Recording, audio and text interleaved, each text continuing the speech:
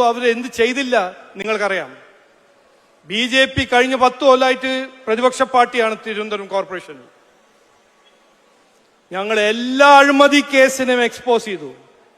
ജനങ്ങളുടെ പ്രശ്നങ്ങൾക്ക് വേണ്ടി 100% 365 ദിവസം അധ്വാനിച്ച് പ്രവർത്തിച്ച കൗൺസിലർമാരാണ് ഇന്ന് 35 കൗൺസിലർമാർ കോർപ്പറേഷനിൽ. അപ്പൊ ഞങ്ങൾക്കൊരു അവസരം തരൂ. ഒരു അവസരം തന്നാൽ ഞങ്ങൾ കാണിച്ചു തരാം ഈ വികസിത തിരുവനന്തപുരം ആ കാഴ്ചപ്പാടും സൃഷ്ടിക്കാൻ ഞങ്ങളുടെ കഴിവും താല്പര്യവും ഞങ്ങൾ കാണിച്ചു തരാം. ഞങ്ങളുടെ പിന്തുണ, ഞങ്ങൾക്ക് കിട്ടുന്ന പിന്തുണ നരേന്ദ്രമോദിജി എന്നാണ്. ഡബിൾ എഞ്ചിൻ സർക്കാർ ബീഹാറിൽ കണ്ടല്ലോ.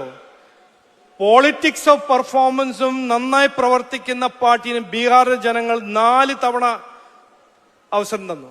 അപ്പൊ ഞങ്ങൾ ചോദിക്കുന്നത് ഒരു അവസരം തരൂ. ഒരു അവസരം തന്നാൽ ആ വികസിത തിരുവനന്തപുരത്തിന്റെ കാഴ്ചപ്പാട് സൃഷ്ടിക്കാൻ ഞങ്ങൾ തയ്യാറാണ്. 100% അതിനുവേണ്ടി പ്രവർത്തിക്കും. 365 ദിവസം 24 മണിക്കൂറും ആഴ്ചയിൽ 7 ദിവസം പ്രവർത്തിക്കാൻ നമ്മൾ സ്ഥാനാർത്ഥികൾ തയ്യാറാണ്. അതിൻ്റെ ഒപ്പം നമ്മളെല്ലാവരും BJP NDAന്റെ ലീഡർഷിപ്പും തയ്യാറാണ്. അപ്പൊ ഒരു അവസരം തരൂ എന്നാണ് എൻ്റെ ഒരു അഭ്യർത്ഥന. ഒരു അവസരം തന്നാൽ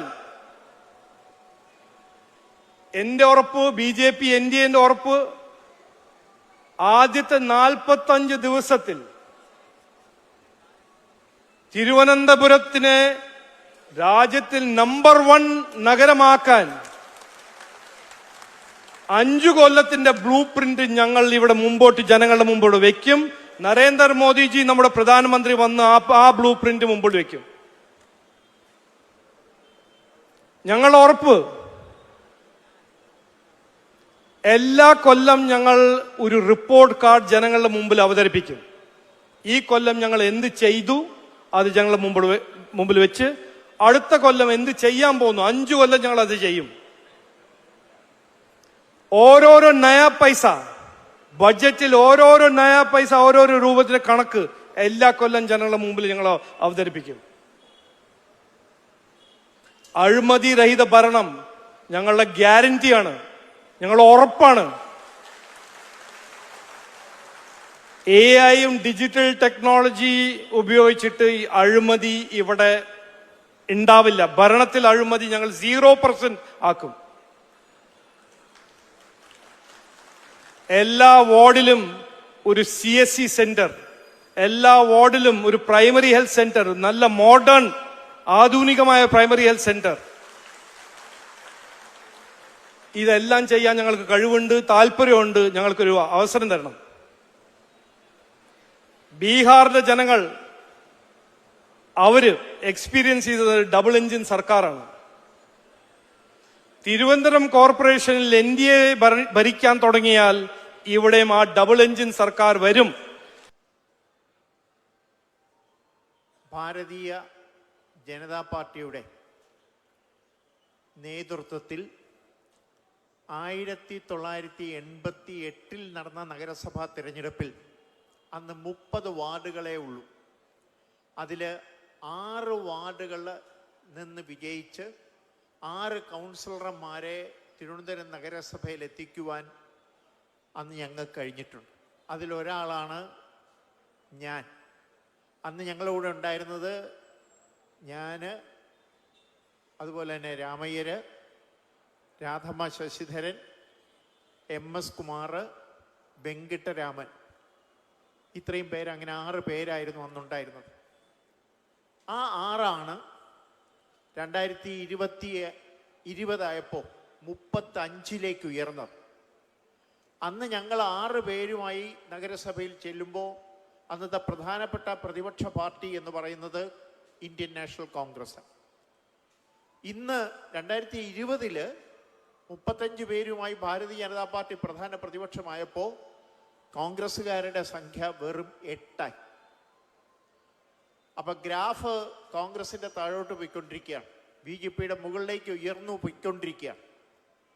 ഈ നഗരസഭാ തെരഞ്ഞെടുപ്പിൽ ഞങ്ങളുടെ പ്രധാനപ്പെട്ട ലക്ഷ്യം നഗരഭരണം ഏറ്റെടുക്കുക എന്നുള്ളതാണ്. അതിനുള്ള കരുത്ത് ഇന്ന് BJPക്ക് ഉണ്ട് എന്ന് തെരഞ്ഞെടുപ്പ് പ്രഖ്യാപിച്ചതിന് ശേഷം ഇന്ന് വരെ നടന്ന തെരഞ്ഞെടുപ്പ് പ്രവർത്തനങ്ങളിലൂടെ ഞങ്ങൾക്ക് മനസ്സിലാക്കുവാൻ സാധിച്ചിട്ടുണ്ട്. ഞാൻ മത്സരിക്കുന്നത് പേട്ട വാർഡിലാണ്. നാളിതുവരെ ഭാരതീയ ജനതാ പാർട്ടിക്ക് അവിടെ നിന്നൊരു പ്രതീതിയെ ഉണ്ടാക്കുവാൻ കഴിഞ്ഞിട്ടില്ല. ആ വാർഡിലാണ് ഞാൻ മത്സരിക്കുന്നത്. ഇന്ന് ഏതാണ്ട് 60-65% ആ വാർഡിൽ ഞങ്ങൾ ഓരോ വീട്ടിലും കയറി ഇറങ്ങി വോട്ട് ചോദിച്ചു കഴിഞ്ഞു. അപ്പം ഈ വോട്ട് ചോദിക്കുമ്പോൾ ജനങ്ങൾ പലരും വിളിച്ചിരുത്തി ഞങ്ങളോട് സംസാരിക്കുവാൻ തയ്യാറാകുന്നത് തന്നെ ഒരു നല്ല സൂചനയുടെ ഭാഗമായി ഞാൻ കരുതുന്നു. ഇന്ന് ഞാൻ രാവിലെ വോട്ട് ചോദിക്കാനായിട്ട് ഒരു വീട്ടിൽ ചെന്നപ്പോൾ വളരെ മുതിർന്ന ഒരു സഹോദരൻ പറയാണ്, സാറേ, പണ്ട് കാളവണ്ടിയിൽ ഞാൻ പോയ റോഡുകളാണ് ഇന്ന് പേട്ടയിലും പെരുന്താന്നിയിലും ഷീയണ്ടേശ്വരത്തും ഒക്കെ കാണുന്നത്. അതെങ്കിലും ഒന്ന് മാറ്റിത്തരുവാൻ നിങ്ങൾക്ക് കഴിയണം. കാരണം 1942 തിരുവനന്തപുരം നഗരസഭ രൂപം കൊള്ളുന്നത്. ഇന്ന് 2025. ഏതാണ്ട് 80 വർഷം കഴിഞ്ഞിരിക്കുന്നു നഗരസഭ രൂപം കൊണ്ടിട്ട്. ഈ നഗരസഭ രൂപം കൊണ്ടിട്ട് ഇതുവരെ ഈ നഗരസഭ ഭരിച്ചത് BJPക്കാരല്ല. ഒന്നുകിൽ കോൺഗ്രസ്, അല്ലെങ്കിൽ അവർ നേതൃത്വം നൽകുന്ന മുന്നണി, അല്ലെങ്കിൽ മാർക്സിസ്റ്റുകാർ അവർ നേതൃത്വം നൽകുന്ന മുന്നണി. ഈ രണ്ട് കൂട്ടരാണ് കഴിഞ്ഞ 80 വർഷത്തിലധികം ഈ നഗരസഭ ഭരിച്ചത്. അപ്പോൾ ആ ജ്യേഷ്ഠ സഹോദരൻ ഞങ്ങളോട് പറയുകയാണ്, പൊന്നു തമ്പുരാന്റെ കാലത്ത്, പൊന്നു തമ്പുരാൻ എന്ന് അദ്ദേഹം വിശേഷിപ്പിച്ച ശ്രീ തിരുനാൾ മഹാരാജാവിനെയാണ്, പൊന്നു തമ്പുരാന്റെ കാലഘട്ടത്തിലുണ്ടായ പരിഷ്കാരങ്ങളല്ലാതെ ഇന്ന് എന്തോന്നാണ് തിരുവനന്തപുരം നഗരത്തിൽ നിങ്ങൾക്ക് കാണാൻ കഴിയുന്നത് എന്ന് ഞങ്ങൾ അത് സമ്മതിച്ചു. കാരണം സ്മാർട്ട് സിറ്റി ഉൾപ്പെടെ ബഹുമാന്യനായ മോഡിജി നൽകിയ 500 കോടിയിൽ പരം ഫണ്ട് ഉപയോഗിച്ച് ചെയ്ത ചില പരിഷ്കാരങ്ങൾ തിരുവനന്തപുരത്ത് ഉണ്ടായിട്ടുണ്ട്. അല്ലാതെ ഈ തിരുവനന്തപുരത്തിൻ്റെ അകത്തോട്ട് കയറി കഴിഞ്ഞാൽ, അകത്തുള്ള വാർഡുകളിലേക്ക് പോയി കഴിഞ്ഞാൽ ഇന്ന് കാണുന്നത് മുഴുവൻ പഴയ റോഡുകളും പൊട്ടിപ്പൊളിഞ്ഞു കിടക്കുന്ന ഓടകളും ഒക്കെയാണ്. നമ്മൾ ടാക്സ് കൊടുക്കുന്നുണ്ട്. ഈ ടാക്സ് കൊടുക്കുന്നതിൻ്റെ ഒരു വീതം ഡ്രെയിനേജ് സംവിധാനത്തിനാണ്, മറ്റൊരു വീതം വൈദ്യുതി, വിളക്ക്, പ്രകാശത്തിന് വേണ്ടിയിട്ടാണ്, വേറൊരു ഭാഗം കുടിവെള്ളത്തിന് വേണ്ടിയിട്ടാണ്. ഞാൻ പോയ പല സ്ഥലങ്ങളിലും ഇത്രയും പരിഷ്കൃതമായ ഒരു നഗരമാണ് എന്ന് വിശേഷിപ്പിച്ചിട്ട് പോലും പേട്ടയിൽ പലയിടത്തും ഡ്രെയിനേജ് എത്തിച്ചേർന്നിട്ടില്ല. ഞാൻ ജനങ്ങളോട് ചോദിച്ചു, നിങ്ങൾ നികുതി കൊടുക്കുന്നവരാണ്, എന്തുകൊണ്ട് നിങ്ങൾ ആവശ്യപ്പെടുന്നില്ല ഈ നികുതിയുടെ ഒരു ഭാഗം ഡ്രെയിനേജിന് ആയിട്ട് ആണ് നിങ്ങൾ വാങ്ങിക്കുന്നെങ്കിൽ ഞങ്ങൾക്ക് ഡ്രെയിനേജ് സംവിധാനം ഉണ്ടാക്കി തരണം എന്ന്. അപ്പോൾ അവർ പറയുകയാണ്, സാറേ, ഞങ്ങൾ അങ്ങനെ എന്തെങ്കിലും പറഞ്ഞു കഴിഞ്ഞാൽ പിന്നെ ഞങ്ങളുടെ കുഞ്ഞുങ്ങൾക്ക് റോഡിൽ കൂടെ നടക്കാൻ കഴിയാത്ത ഒരു ഗതികേട് ഇവിടെ ഉണ്ടാവും, അതുകൊണ്ടാണ് ഞങ്ങൾ മിണ്ടാതിരിക്കുന്നു എന്ന്. എൻ്റെ പ്രിയപ്പെട്ടവരെ, ഇന്ന് ദാരിദ്ര്യം ഇല്ലാത്ത കേരളമായി എന്ന് സഖാവ് പിണറായി വിജയൻ പ്രഖ്യാപിച്ചു കഴിഞ്ഞ ഒരു ഘട്ടത്തിലാണ് നമ്മൾ ഇപ്പോൾ മുന്നോട്ട് പോയിക്കൊണ്ടിരിക്കുന്നത്. ഇന്ന് ഞാൻ എൻ്റെ വാർഡിൽ പോയി, അവിടെ ചിറ്റാറ്റിങ്കര എന്ന് പറഞ്ഞ ഒരു പ്രദേശമുണ്ട്. ആ പ്രദേശത്ത് ചെന്നപ്പോൾ ഒരു വീട് കണ്ടു. ഞാനത് ഫോട്ടോ എടുത്ത് വെച്ചിട്ടുണ്ട്. ആ വീടെന്ന് പറയുന്നത് 6 ഫ്ലക്സ് കൊണ്ട് ഉണ്ടാക്കിയ ഒരു വീട്. ഈ 6 ഫ്ലക്സ് കൊണ്ടുണ്ടാക്കിയ വീടിനകത്ത് ഒരമ്മ, അച്ഛൻ, ഒരു മോള്, ഇത്രയും പേരും കഴിയുകയാണ്. സത്യം പറഞ്ഞാൽ ഞാൻ അതിൻ്റെ മുമ്പിൽ നിന്ന് കരഞ്ഞുപോയി. കാരണം വസ്തു വാങ്ങിക്കാനായിട്ട്, അതുപോലെ തന്നെ ഭവനം നിർമ്മിക്കാനായിട്ട് ഒക്കെ പദ്ധതികൾ നഗരസഭയിലുണ്ട്. ഈ പദ്ധതികൾ യഥാസമയം അവിടെ എത്തിക്കുവാൻ അവിടുത്തെ ജനപ്രതിനിധി കഴിയാത്തതും ഇതിൻ്റെ ഒരു കാരണമാണ്.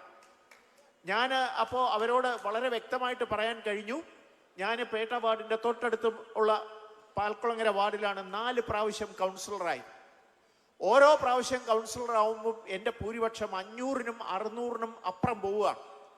ഇതിന് കാരണം അവിടുത്തെ BJPക്കാർ മാത്രം വോട്ട് ചെയ്തുകൊണ്ടല്ല, അവിടുത്തെ LDFകാരും UDFകാരും BJPയുടെ ജനപ്രതിനിധിക്ക് അംഗീകാരം നൽകിയത് കൊണ്ടാണ് എനിക്ക് 4 പ്രാവശ്യം തുടർച്ചയായിട്ട് പാൽക്കുളങ്ങര വാർഡിലെ ജനപ്രതിനിധിയായി മാറാൻ കഴിഞ്ഞത്. ഇത് എന്തുകൊണ്ട് എന്ന് ചോദിച്ചാൽ, ഞങ്ങളുടെ ഗുരുനാഥന്മാര് ഞങ്ങളുടെ ഗുരുനാഥന്മാര് ദീനദയാൽജി ഉൾപ്പെടെയുള്ളവര് ഞങ്ങളെ പഠിപ്പിച്ചിരിക്കുന്നത് രാഷ്ട്രീയം രാഷ്ട്ര നന്മയ്ക്ക് വേണ്ടിയിട്ടുള്ളതാണ് എന്നാണ്. ആ ഗുരുവചനം ശിരസ വഹിച്ചുകൊണ്ടാണ് ഞങ്ങൾ ആ വാർഡിൽ പണിയെടുക്കുന്നത്. ഞങ്ങളുടെ മുമ്പിൽ ജനപ്രതിനിധി ആയി കഴിഞ്ഞാൽ UDF എന്നോ LDF എന്നോ ഉള്ള വ്യത്യാസമൊന്നുമില്ല. ഞങ്ങളുടെ മുമ്പിലുള്ളത് സാമാന്യ ജനങ്ങൾ മാത്രമാണ്. അവർക്ക് നേരിടുന്ന കഷ്ടതകൾ ശരിക്കും മനസ്സിലാക്കി അതിന് പരിഹാരം കണ്ടെത്തുവാൻ എങ്ങനെ സാധിക്കും എന്ന് മനസ്സിരുത്തി ശ്രമിച്ചതുകൊണ്ടാണ് എനിക്ക് പാൽക്കൊളങ്ങര വാർഡിൽ 4 പ്രാവശ്യം എന്നെ തെരഞ്ഞെടുത്തത്. ഇത് എനിക്ക് മാത്രമുള്ള അനുഭവമല്ല. ഇതാ ശ്രീമാൻ MR ഗോവൻ ഇവിടെ ഇരിപ്പുണ്ട്.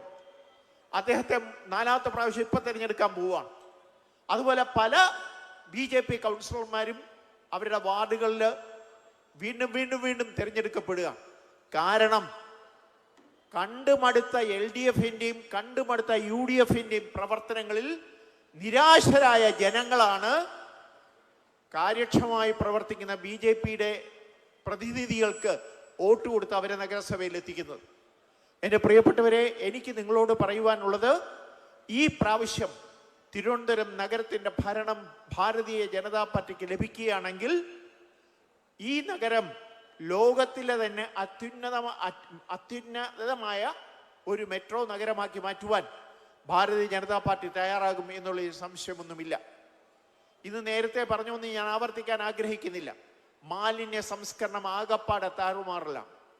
ഒരു ഏജൻസി എന്ന് പണിമുടക്കുമോ അന്ന് ആ വാർഡിലെ മാലിന്യ നിർമ്മാർജ്ജനം അവതാളത്തിലാവും. ഈ ഇടയ്ക്ക് പലപ്പോഴും സംഭവിച്ചിട്ടുണ്ട്. ഇത് ഓരോ ഏജൻസി ആളാണ് ഈ മാലിന്യം കൊണ്ടുപോകുന്നത്. അവരെവിടെ കൊണ്ടുപോകുന്നു എന്നൊക്കെ അത് വീഡിയോയിൽ കണ്ടതാണ്. തമിഴ്നാട്ടിൽ കൊണ്ടുപോയി അടുത്ത കാലത്ത് അത് പിടിക്കുകയൊക്കെ ചെയ്തു. ഇതിലേതെങ്കിലും ഒരു ഏജൻസി പണിമുടക്കിയാൽ അവർക്ക് കൊണ്ടുപോകാൻ സാധ്യമല്ല എന്ന് പറഞ്ഞു കഴിഞ്ഞാൽ ആ വാർഡിലെ മാലിന്യ സംസ്കരണം അവതാളത്തിലായി. ഒരു കേന്ദ്രീകൃത മാലിന്യ സംസ്കരണം വേണമെന്ന് പല പ്രാവശ്യം ഞങ്ങൾ ആവശ്യപ്പെട്ടതാണ്. നാളിതുവരെ നടപടിയെടുക്കുവാൻ ഈ മാറി മാറി വന്ന നഗരസഭ ഭരിക്കുന്ന LDFകാർക്കോ UDFകാർക്കോ കഴിഞ്ഞിട്ടില്ല എന്നുള്ള സത്യം അവശേഷിക്കുക. അതുപോലെ ഈ കഴിഞ്ഞ 2022 മാർച്ച് 12-ാം തീയതി കൂടിയ കൗൺസിലിൽ BJPക്കാർ ഒരു കാര്യം ഉന്നയിച്ചു. ഇവിടുത്തെ തെരുവ് നായ്ക്കളുടെ ശല്യം ഇല്ലാതാക്കാൻ. നിങ്ങൾക്കറിയാമോ എന്ന് എനിക്കറിഞ്ഞൂടെ, ലുലു മാൾ എന്ന് പറഞ്ഞ സ്ഥലമുണ്ട്. ആ ലുലു മാളിൻ്റെ തൊട്ട് പുറകെ തിരുവല്ലം 6ന്റെ സമീപത്തായിട്ട് 220 ഏക്കർ ഭൂമി നഗരസഭയുടെ അധീനതയിലുണ്ട്. ഇത് ഞങ്ങൾ കണ്ടുപിടിച്ച് അതിൻ്റെ സർവേ നമ്പർ മുഴുവൻ എടുത്ത് ഞങ്ങൾ കൗൺസിൽ ആവശ്യപ്പെട്ടു. ആ 220 ഏക്കർ നഗരസഭയുടെ ഭൂമി അന്യാധീനപ്പെടാതിരിക്കാൻ വേണ്ടി അവിടെ ഒരു കെന്നൽ ക്ലബ്ബ് ആരംഭിക്കണം. മൈസൂറിലും ഗുജറാത്തിലും ഉള്ളതുപോലെ ആ പ്രദേശം മുഴുവൻ ഒരു വലിയ മതിൽ കെട്ടി ഇവിടുത്തെ ഈ നായ്ക്കളെ മുഴുവൻ, അലഞ്ഞു നടക്കുന്ന നായ്ക്കളെ മുഴുവൻ അവിടെ കൊണ്ട് പാർപ്പിക്കണം. അവയ്ക്ക് ഭക്ഷണം കൊടുക്കണം, കൊല്ലാനല്ല പറയുന്നത്. കാര്യക്ഷമമായിട്ട് അവരെ സംരക്ഷിക്കണം. ഇവിടുത്തെ നായ്ക്കളുടെ ശല്യം നേരത്തെ പറഞ്ഞ പോലെ 7000 ചില്ലുവാന നായ്ക്കളാണ് ഇവിടെ ഉള്ളത്. ആ നായ്ക്കളുടെ ശല്യം അങ്ങനെ നമുക്ക് പരിഹരിക്കുവാൻ സാധിക്കും. ഇത് BJPക്കാര് സഭയിൽ ഉന്നയിച്ചു എന്നുള്ളത് കൊണ്ട് മാത്രം, ഭൂരിപക്ഷത്തിന്റെ അഹങ്കാരം കൊണ്ട് മാത്രം ഇന്നത്തെ ശ്രീമതി ആര്യ രാജേന്ദ്രൻ ഇത് നടപ്പാക്കുവാൻ തയ്യാറായില്ല എന്നുള്ളത് വേദനയോടുകൂടി നിങ്ങളെ ഓർമ്മിപ്പിക്കുവാൻ ഞാൻ ഈ അവസരം ഉപയോഗിക്കുക. എന്നെ നമ്മളിവിടെ പരിഹരിക്കപ്പെടേണ്ടതാണ് ഈ നായ്ക്കൽ ശല്യം. അതുപോലെ തന്നെ ഡ്രെയിനേജ് സംവിധാനം. ആദ്യത്തെ 30 വാർഡുകളാണ് ഇവിടെ ഉണ്ടായിരുന്നത്. ഈ 30 വാർഡുകളിൽ പോലും ഡ്രെയിനേജ് എല്ലാ ഭാഗത്തും എത്തിയിട്ടില്ല. ഞാൻ പറഞ്ഞില്ലേ, ഞാനിപ്പോൾ പേട്ടയിൽ മത്സരിക്കുമ്പോൾ പല സ്ഥലത്ത് പോകുമ്പോഴും അവർ പറയുന്ന പരാതി ഇവിടെ ഡ്രെയിനേജ് ഇല്ല. അവർ പറയുന്ന കാര്യങ്ങൾ കേൾക്കുമ്പോൾ സങ്കടമാണ് നമുക്ക് തോന്നുന്നത്. ടാക്സ് കൊടുത്തിട്ട് ഈ 80 വർഷത്തോളം ഇവന്മാർ ഭരിച്ചിട്ട് ആവശ്യത്തിനുള്ള ഡ്രെയിനേജ് പോലും ആ പ്രദേശത്ത് എത്തിക്കുവാൻ ഇവർക്ക് സാധിച്ചിട്ടില്ല എന്നുള്ള ദുഃഖ സത്യം അവശേഷിക്കുകയാണ്. എൻ്റെ പ്രിയപ്പെട്ടവരെ, വേദനയോടുകൂടി പറയുന്നു മറ്റൊന്ന്, കുടിവെള്ളം. രാവിലെ പല വീട്ടുകാരും പറയുന്നത് 10 മണി വരെ അല്പം വെള്ളം കിട്ടും. 10 മണി കഴിഞ്ഞാൽ പൈപ്പ് തുറന്ന ഷൂ എന്നുള്ളൊരു ശബ്ദമാണ്. പിന്നെ 4 മണി വരെ വെള്ളമില്ല. പലരും കഷ്ടപ്പെടുകയാണ്. ഈ കുടിവെള്ളക്ഷാമം പരിഹരിക്കുവാൻ എന്തുകൊണ്ട് ഇവർക്ക് കഴിയുന്നില്ല എന്നുള്ളത് ചോദ്യചിഹ്നമായി അവശേഷിക്കുകയാണ്. എൻ്റെ പ്രിയപ്പെട്ടവരെ, അതുപോലെ തന്നെ ഈ മഴ പെയ്താൽ, മാനത്ത് മഴ പെയ്താൽ തിരുവനന്തപുരം നഗരം വെള്ളത്തിനടിയിലാണ്. എന്തുകൊണ്ടെന്ന് നിങ്ങൾക്കറിയാമോ? ഇതാ ഇതിന് തൊട്ടടുത്ത് തെക്കനങ്കര ഓട എന്ന് പറഞ്ഞൊരു ഓടയുണ്ട്. അത് ഒരു സ്വകാര്യ വ്യക്തിയുടെ ഭൂമിക്കടിയിലാണ്. ഇതുപോലെ മഴ പെയ്താൽ വെള്ളമൊഴുകി പോകുന്ന രീതിയിലാണ് തിരുവനന്തപുരം നഗരം. 7 കുന്നുകളുടെ മുകളിലുള്ളതാണ് തിരുവനന്തപുരം നഗരം. ദൈവം അനുഗ്രഹിച്ച് നൽകിയിട്ടുള്ളതാണ് ഇവിടുത്തെ ഈ ജലം ഒഴുകിപ്പോകാനുള്ള സംവിധാനം. അതില്ലാതാക്കി കാലാകാലങ്ങളിൽ ഈ നഗരം ഭരിച്ച LDFകാരും UDFകാരും. പല തോടുകളും ഇന്ന് കാണുന്നില്ല. ഒരു തോടിൻ്റെ മുകളിലാണ് ഡുമാറ ഹോട്ടൽ തമ്പാനൂരം. വേറൊരു കുളത്തിൻ്റെ ആണ് നികത്തി സ്റ്റേഡിയമാക്കിയത് മാഞ്ഞാലിക്കുളം. ഇപ്പം മഴ പെയ്താൽ തമ്പാനൂർ മുഴുവൻ വെള്ളത്തിനടിയിലാണ്. ബുദ്ധിശൂന്യമായ നടപടികൾ കൊണ്ട് ഈ നഗരത്തിൻ്റെ സംരക്ഷണം എന്താണെന്ന് മനസ്സിലാക്കാതെ ചെയ്ത അതിനീചമായ പ്രവർത്തികളാണ് ഇന്ന് ഈ നഗരത്തിലെ നഗരവാസികൾ അനുഭവിക്കുന്നത്. ഇതിനൊരു അറുതി വരുത്തേണ്ടത് അത്യാവശ്യമാണ്. അതിന് എൻ്റെ പ്രിയപ്പെട്ട സഹോദരി സഹോദരന്മാരുടെയും ഗുരുജനങ്ങളുടെയും പിന്തുണ BJPക്ക് ആവശ്യമാണ്. ആ പിന്തുണ BJPക്ക് നൽകിയാൽ ഈ നഗരത്തെ അതിസുന്ദരമായ ഒരു നഗരമാക്കി ഉയർത്തുവാൻ ഞങ്ങൾക്ക് കഴിയും എന്ന് ഉറക്കെ പ്രഖ്യാപിച്ചുകൊണ്ട് ഞാൻ എൻ്റെ വാക്കുകൾ ചുരുക്കുന്നു. നിങ്ങൾക്ക് നമസ്കാരം. ജയ് ഭാരത്. വികസിത